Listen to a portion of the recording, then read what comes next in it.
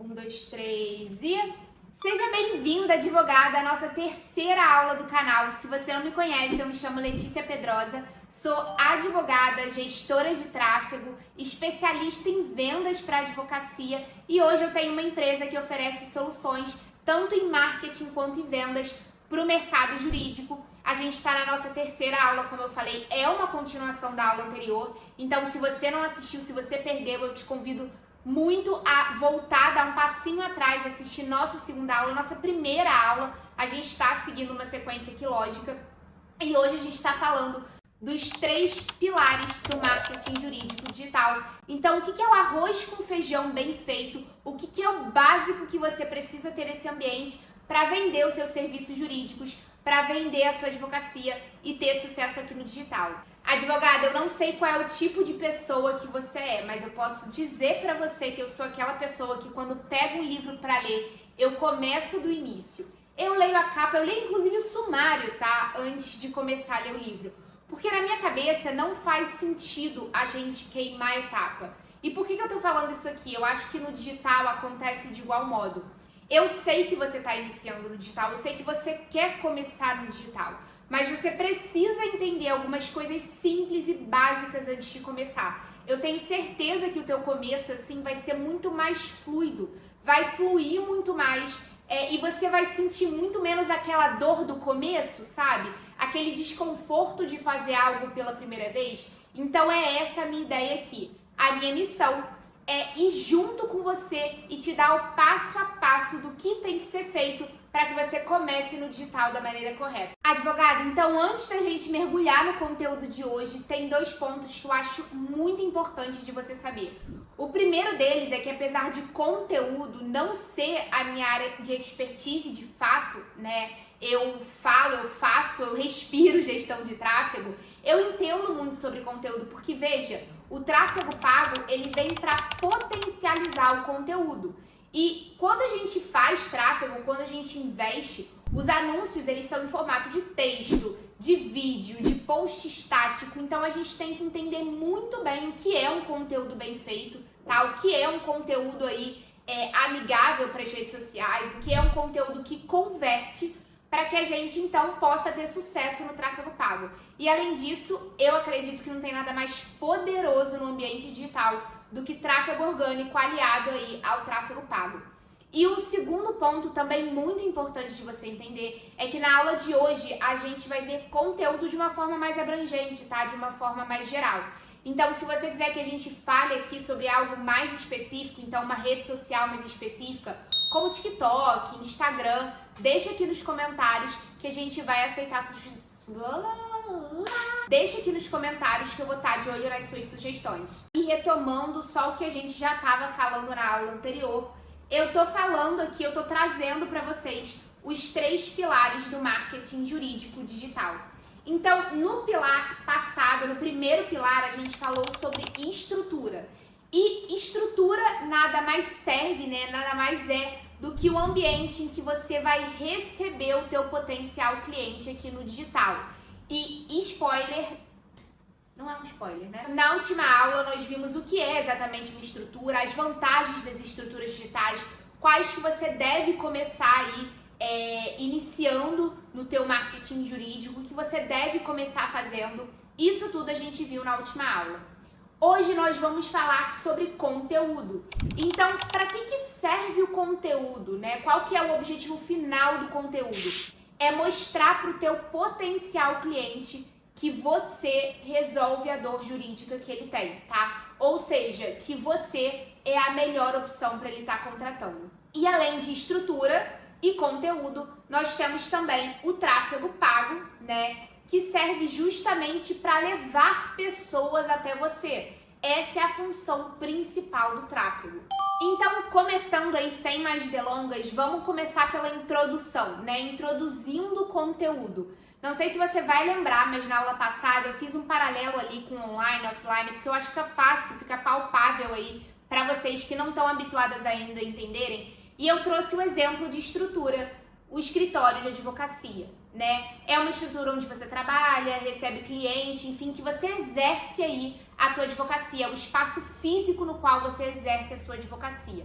Agora vamos pensar mais uma vez, dentro desse exemplo de estrutura, imagina se você não tivesse uma mesa de reunião, uma cadeira para o teu cliente sentar quando ele chegasse aí no teu escritório. Já parou para pensar a imagem que você ia deixar na cabeça desse teu cliente? O que ele ia pensar quando ele entrasse no teu escritório e visse tudo vazio? Ia ser um pouco esquisito, né?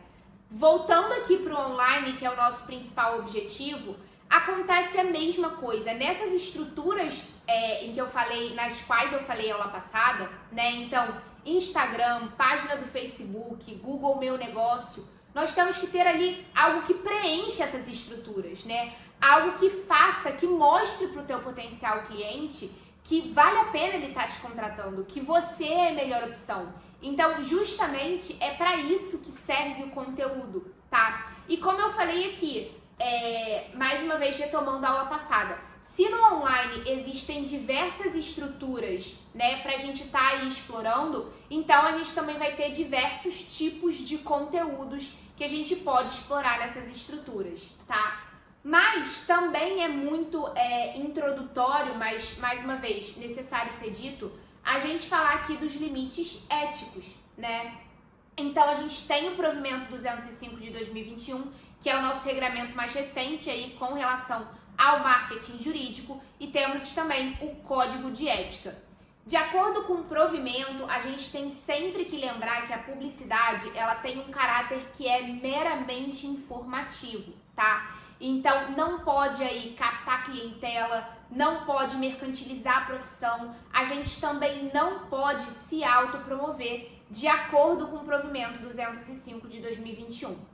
Já o artigo 39 do Código de Ética, ele vai dizer que a publicidade, ela deve ser moderada e informativa. Então, lembre-se sempre daquele mindset que eu coloquei na primeira aula. O teu conteúdo, tá? Seja no orgânico, seja no pago, ele tá te promovendo? Ele tá com uma cara ali de captação de clientela, uma cara muito comercial, então reveja, tá? Se não, se a resposta para essa pergunta for não, então pode postar à vontade, pode fazer tráfego pago à vontade, tá? Mas é sempre bom aqui a gente estar relembrando esses pontos. Além disso, outra coisa também que eu quero falar aqui, ainda na introdução, é sobre o papel do conteúdo. Então, o papel do conteúdo qual é?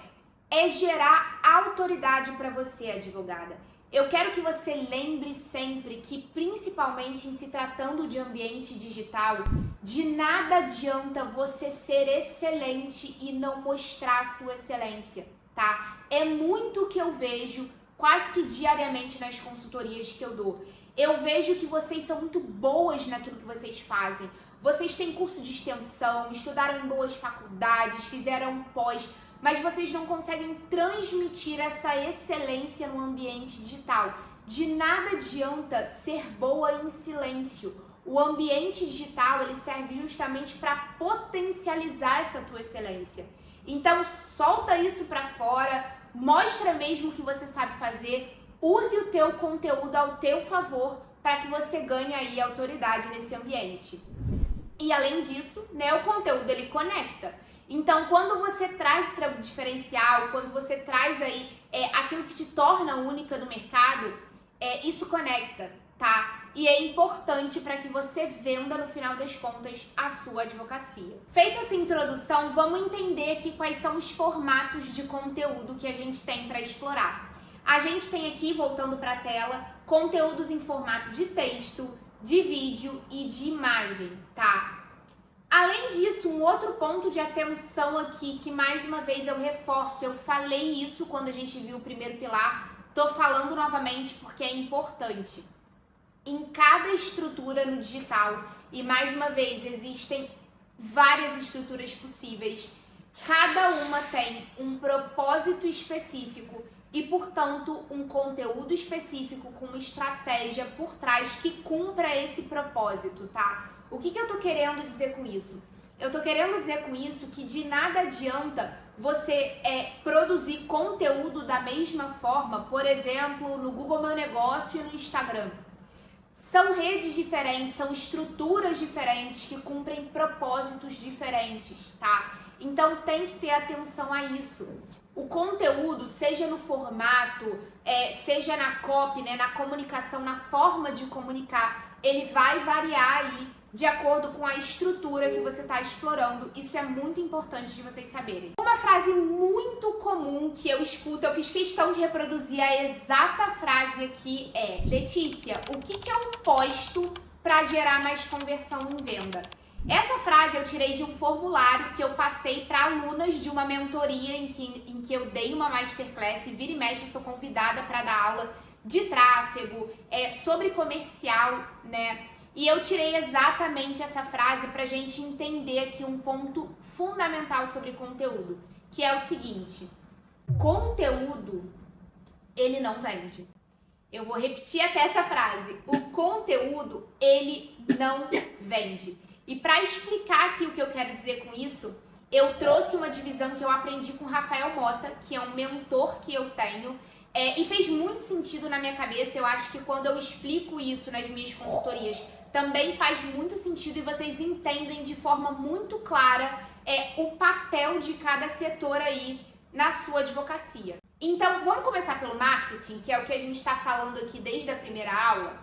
A função do marketing é levar o lead qualificado até você. Como assim, Letícia? Seja marketing de conteúdo, seja tráfego pago, seja qualquer ação de marketing, inclusive no offline. A função do marketing é levar o potencial cliente até a porta do seu escritório. É essa a função do marketing. A função do comercial, e aqui eu dividi, né, comercial 1 e comercial 2, a função do comercial 1 é fechar o contrato. Então, quem vende de fato não é o marketing. Quem vende é o comercial, tá? E por que isso é importante? Eu sempre falo nas minhas consultorias, fechar contrato, que é o nosso principal objetivo, né? É um esforço 50% do time de marketing, 50% do time comercial. Se você não está vendendo, tem que olhar com muito cuidado e encontrar de fato onde está o gargalo, porque muitas vezes não é do marketing. Muitas vezes o gargalo é no comercial. Falta técnica de venda, falta conhecimento do produto jurídico que está sendo vendido, tá? Então é muito importante a gente ter clara essa divisão na nossa cabeça. Além disso, eu trouxe aqui ainda o comercial 2, né? E aí eu tô falando aqui de quem tem um time comercial mais robusto. O comercial 2, ele é encarregado do pós-venda, tá? E aqui eu trouxe até um exemplo, bem a título de exemplo. Eu tô falando aqui, eu quis trazer como exemplo uma esteira de produtos no planejamento previdenciário. Então, quando a gente está pensando em planejamento previdenciário, a gente pode pensar em 3 produtos, tá? Num produto de entrada, no produto que a gente realmente quer vender, que é o planejamento, e também num produto que é mais high ticket. Então, vamos pensar aqui no produto de entrada. Eu estou falando de um diagnóstico previdenciário. Então, naquela consulta inicial que pode ser cobrada e que deveria ser cobrada, é disso aqui que eu estou falando. Esse é um produto de entrada. Mas a gente tem também o planejamento previdenciário, que é o que a gente quer vender de fato, tá? Mas a gente também pode inserir aí um terceiro produto. Por que não combinar o planejamento previdenciário com o planejamento financeiro, por exemplo? Olha o quanto de valor agregado que isso não traz para o teu cliente e aumenta aí o teu ticket. Então, eu só estou trazendo esse exemplo de esteira de produto para te mostrar que, por exemplo, esse planejamento financeiro combinado com o planejamento previdenciário poderia ser vendido pelo comercial 2, tá? Que tem a função aí de vender para quem já é cliente. Bom, então passada essa etapa mais introdutória, a gente já viu aqui, né, a introdução de fato. Então fiz um paralelo novamente com online e offline, trouxe os parâmetros éticos que a gente tem que respeitar, falamos aqui o que não é função do conteúdo e mais uma vez o conteúdo ele não vende. Eu trago agora uma parte um pouco mais prática, tá? Que é exatamente o que vocês querem saber aqui, eu acredito. Então, Letícia, eu tô começando agora. Quais conteúdos que eu devo produzir? A resposta mais óbvia que eu tenho para te dar e que ainda assim eu acho que precisa ser dita até para tirar um pouco desse peso que eu vejo que muita gente que está começando no digital você tem que produzir o conteúdo que você dá conta de produzir. Não adianta, advogada, você que está começando no digital, você que não está habituada a isso, você que ainda não tem muitos recursos e é natural, né? Tudo tem um começo. Você olhar para os grandes produtores de conteúdo, e isso é uma coisa que está muito em alta hoje em dia, e ver essas produções cinematográficas e gravações externas, e videomaker e altas edições, porque isso não funciona para você no momento e tá tudo bem. Você tem que começar fazendo aquilo que você dá conta. O objetivo aqui é fazer você colocar o pé na água. Então, mais uma vez, você tem que produzir o conteúdo que você dá conta de produzir, tá? Além disso, começa produzindo conteúdo nas estruturas mais fáceis e acessíveis para você. Mais uma vez eu volto na aula passada. Lembra que a gente conversou sobre Google Meu Negócio, página do Facebook? São estruturas que em 2 minutos você cria, gratuitas. Começa produzindo conteúdo nessas estruturas, tá? E também se atente sempre que você deve produzir conteúdo onde o seu cliente está, tá? De nada adianta você produzir conteúdo se o seu cliente, se a pessoa que você quer conversar, se a pessoa que você quer atingir, ela não tá vendo aquilo ali. E aí eu trouxe um dado muito interessante, voltando aqui para a tela, de uma pesquisa, tá, que eu vi na Rock Content, que fala sobre as 10 redes sociais mais usadas no Brasil em 2024. E aqui a gente tem a primeira rede, o WhatsApp, a segunda, o Instagram, a terceira, o Facebook e o TikTok aí com 65,1%. Mais uma vez, eu vou falar também que eu já trouxe na aula passada, gente, o Facebook, ele não morreu, tá? E a gente vê aqui claramente na pesquisa o Facebook em terceiro lugar. Então, fiquem atentas pro Facebook. Quarto ponto aqui, que também é uma pergunta que muito me fazem. Letícia, qual que é o melhor conteúdo para vender os meus serviços advocatícios? O primeiro ponto que a gente tem que ter em mente é que o melhor conteúdo é o conteúdo que é feito, tá? Pode parecer uma resposta óbvia, mas assim, eu trago muito aqui da minha vivência também, né, da minha experiência. Desde que eu decidi trabalhar no mercado digital, eu produzo conteúdo. E o feito é melhor do que perfeito. Parece clichê, eu sei que parece clichê, mas quando a gente está falando de conteúdo, quantidade também é importante, tá? E não só isso, com a quantidade, é você fazendo que de fato você vai pegar a manha da coisa, você vai tendo a prática que faz muita diferença. Então, o melhor conteúdo é o conteúdo feito, primeiro ponto. Além disso, o teu conteúdo, ele tem que conectar com a tua persona, né? Ele tem que conversar com o público que você quer atingir. Então, sempre que você for gravar, fazer um post no Canva, qualquer coisa, tá? Sempre que você for produzir um conteúdo, lembre-se que faça essa seguinte pergunta. O conteúdo, ele tá conversando com quem eu quero atingir? O conteúdo, ele tá falando com o meu cliente final? Isso é muito importante, você rever isso, você sempre se fazer essa pergunta quando você estiver produzindo um conteúdo. E além disso, uma outra coisa muito interessante quando a gente está falando de conteúdo para advocacia é que o seu conteúdo, ele desperte o senso de urgência e necessidade no teu potencial cliente. O que é o senso de urgência? É você trazer para o momento presente. Ele precisa entender que ele tem que te contratar agora. Na advocacia, no Brasil, na verdade, a gente tem uma cultura aqui em que a gente não contrata advogado preventivamente, né? A gente contrata advogado quando o BO ele já tá aqui, a verdade é essa. Então, é importante você despertar esse senso de urgência, tá? No teu cliente. E além disso, a necessidade, que aí também tá muito ligada à urgência. Você tem que deixar muito explícito a necessidade que o teu cliente ele tem de te contratar. É assim, colocar o dedo na ferida, tá?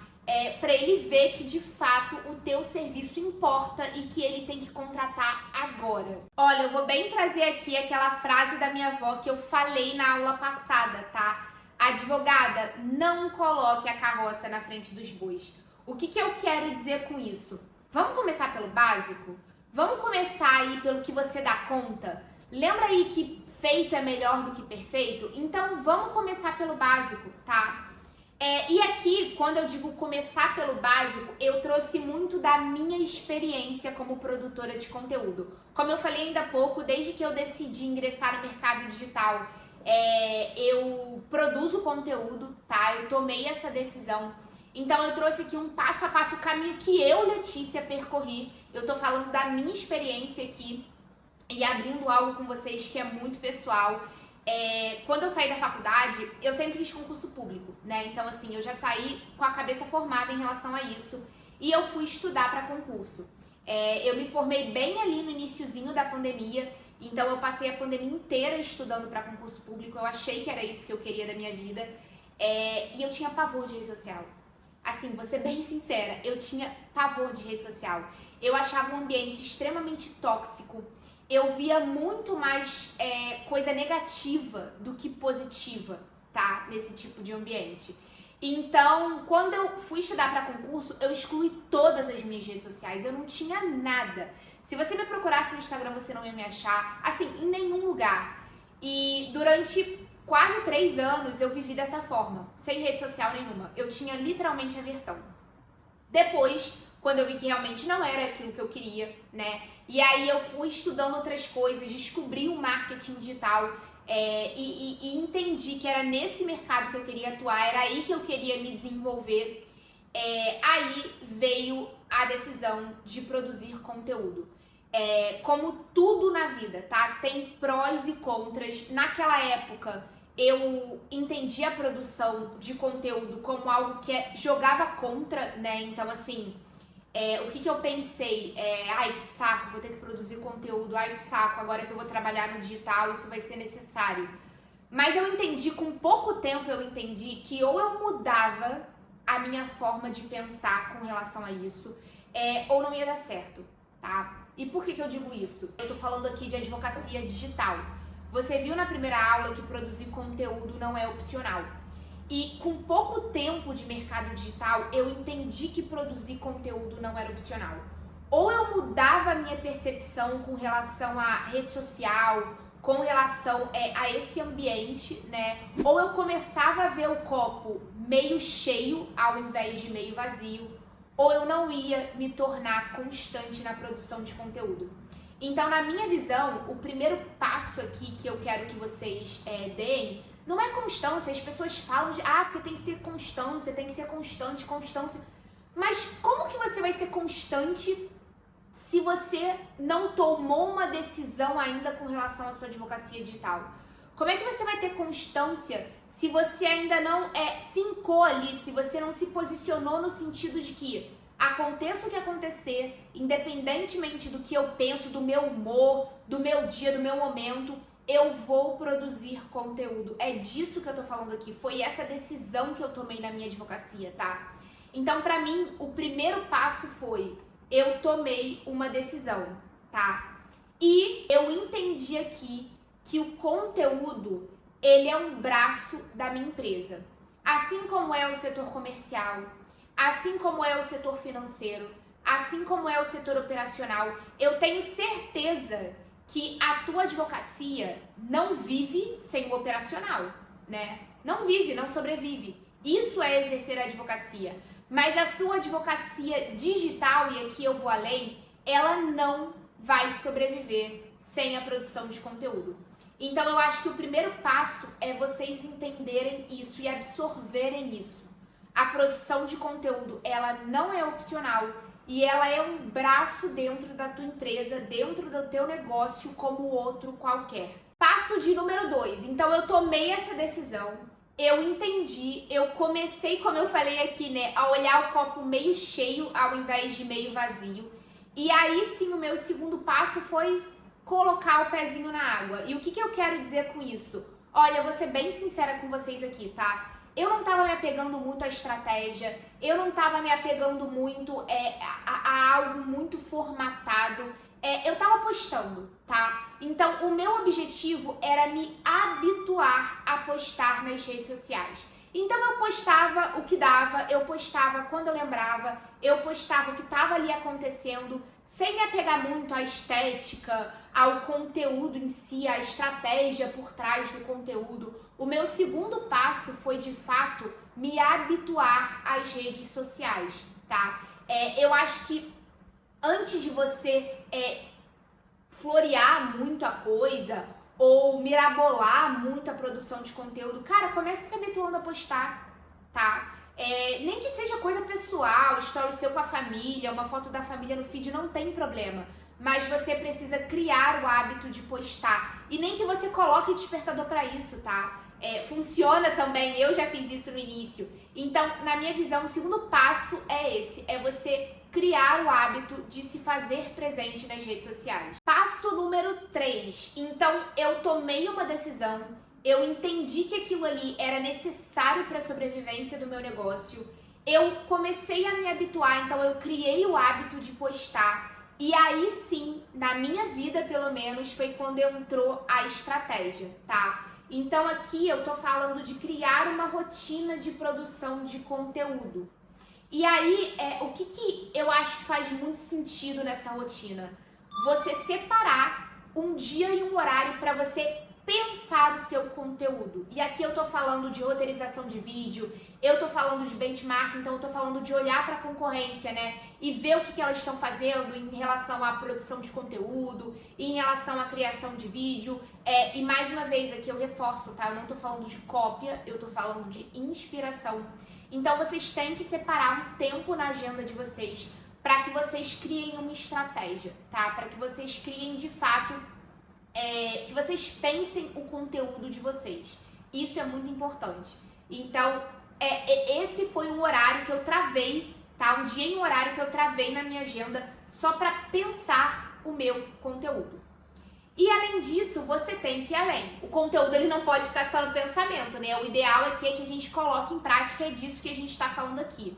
Então você também tem que separar um dia e um horário para você gravar o teu conteúdo, para você executar de fato aquilo que você planejou. Então aqui a minha sugestão é que você faça isso de forma separada. Tenha um momento para a tua estratégia de conteúdo, para você pensar a sua estratégia de conteúdo, tá? E um outro momento para que de fato você produza o conteúdo, para que você execute o teu planejamento estratégico. E agora sim, no quarto passo é que vem a tão famosa, a tão falada, a tão desejada constância, tá? Mas por que eu trouxe isso aqui para vocês muito baseada na minha vivência? A constância, ela não vem do dia para a noite, né? Eu não decidi produzir, eu não tomei essa decisão de produzir conteúdo num dia e me tornei constante, muito pelo contrário, tá?